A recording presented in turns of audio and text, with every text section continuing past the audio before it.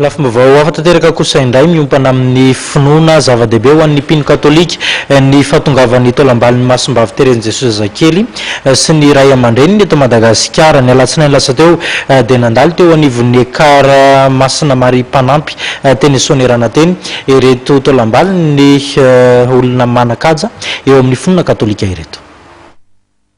Ho an'ny mpino kristianina katolika dia zava-dehibe ny fandalovan'ny taolam-balon'ny Masimbavy Terezin'i Jesosy Zazakely sy ny ray aman-dreniny eto Madagasikara. Fandalovan'ny Masimbavy Terezy eto amin'ny paroasy dia entina indrindra nanamafy ny finoan'ny kristiana indrindra moa samy eto amin'ny paroasy mba hanana izay fatokiana tanteraka an'Andriamanitra amin'ny alalan'ny reto olomasina ireto. Ny alatsinainy teo no nandalo teto amin'ny ekara Masina Maria Mpanampy Soanerana ny taolam-balon'izy telo mianaka ka nisy ny fotoam-pivavahana nanamariana izany.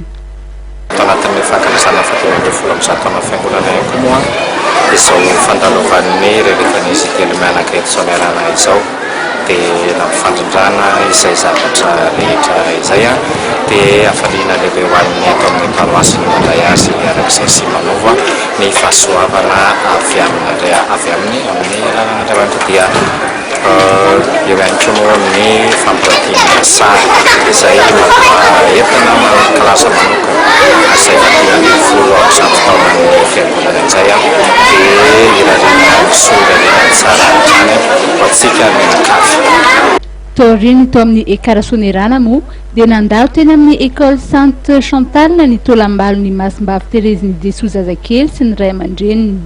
Ny fiandohan'ny volana Jolay raha tsy ahivina no tonga teto Madagasikara ireo taolam-balo ireo ka manohy ny fitetezam-paritra sy ny fitetezana fiangonana samihafa hatramin'ny 12 ny volana Septambra ho avy izao.